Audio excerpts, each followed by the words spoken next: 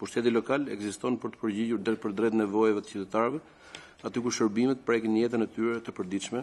Të gjithë kryetarët e bashkive dhe administrata lokale janë më pranë njerëzve dhe përgjegjësia jonë është shumë e madhe për shkak edhe të pritshmërisë tonë më të lartë. Rrugët, ndriçimi, pastrimi, arsimi parashkollor e deri te shërbimet sociale në komunitet janë bilance me të cilat do duhet përballemi çdo ditë. Për të ofruar këto investime dhe shërbime në mënyrë cilësore dhe të barabartë në gjithë territorin, bashkitë ka nevojë për një financim të qëndrueshëm dhe të lidhur realisht me kostot e funksioneve që ju janë deleguar. Në emër shoqatës bashkive zero vendore të Shqipërisë, duhet theksoj se edhe pse projekt buxheti parashikon rritje, ai nuk i përgjigjet ende nevojave reale të vetë qeverisë vendore. Bashkitë, veçanërisht ato të vogla, rurale, malore dhe me popullsi të shpërndar, po përballen me kosto të rritura shërbimesh, ndërkohë që burimet financiare nuk po ecin me të njëjtin ritëm. Transferta pa kushtëzuar për 47 miliard lekësh përfshin kryesisht ndikimin e politikave të pagave dhe të detyrimet ligjore, por jo një rritje të vërtetë të kapaciteteve qeverisje për një qeverisje efektive.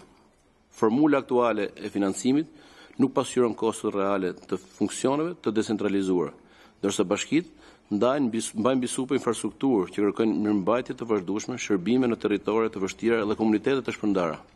Pikërisht, për këtë arsye, kërkesat tona janë të qarta dhe të bazuar në analizat reale. Së pari, dyfishimi i transfertës sektoriale për vitin 2026. Financimi aktual për arsimin parashkollor, shërbime sociale, kulturën dhe aktivitetet komunitare është shumë më i ulët se sa kosto e ofrimit të tyre. Dyfishimi është i domosdoshëm për të garantuar standarde të barabarta të shërbimit në nivel kombëtar. Së dyti, krijimi i një fondi të veçantë për bashkitë rurale dhe malore. Ky fond duhet marrë parasysh sfidat e territorëve të gjera, densitetin e ulët të popullsisë dhe kostot e larta të infrastrukturës. Pa këtë instrument të dedikuar, pabarazitë territoriale do të thellohen edhe më shumë. Këtë e theksojnë çdo ditë edhe kolegët e mi që drejtojnë bashki rurale e malore dhe që më kanë kërkuar të ngrej qartësisht këto shqetësime sot përpara jush. Si bashki, mbetemi të angazhuar për rritjen e performancës, transparencës dhe të ardhurave vendore. Por afërmendsh kemi shumë nevojë për qeverinë qendrore. Kemi nevojë për rritjen e kapaciteteve, për harmonizimin e ofertave turistike, harmonizimin e shërbimeve, trajtimin e mbetjeve, investime strategjike, zgjidhjen e çështjes së ujit.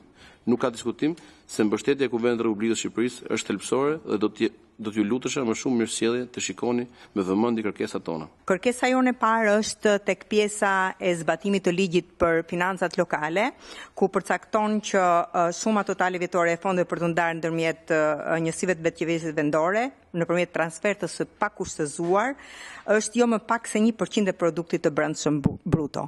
Pra është vendos një dysheme në ligjin për financat lokale dhe vit pas viti ne nuk kemi patur gjithmonë është respektuar vetëm 1%.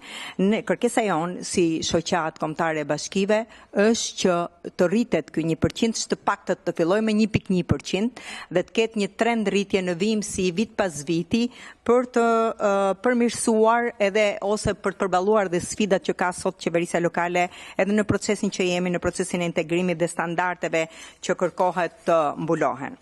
Gjithashtu tek transferta e pakushtëzuar sektoriale, mendoj që me zgjerimin e funksioneve vendore, me rritjen e standardeve bazuar kjo në strategjitë dhe politikat kombëtare, duhet të sigurohen fonde shtesë për gjitha këto shërbime. Pra, rriten standardet, por nuk shoqërohet me financat përkatëse, dhe kështu që mendojmë që edhe tek transferta e pakushtëzuar sektoriale, pjesa e rritjes ka të bëjë vetëm me ndryshimin e nivelit pagave dhe nuk ka të bëjë me pjesën e shërbimeve. Kemi një risi për herë të parë që futet si vjet një grant performance prej 200 milion lekësh, por dhe nga ana jon mendoj që ky grant performance duhet të vazhdoj, pasi është një grant i cili fut në mënyrë konkurruese vetë bashkitë, madje ne kemi propozim që performanca mund të futet edhe si kriter edhe tek formula e transfertës së pakushtëzuar dhe mendoj që këto fonde duhet të rriten, pra vit pas viti të rriten këto fonde konkurruese. Një rekomandim tjetër është, meqense edhe në kuadër të paqes fiskale, bashkitë pas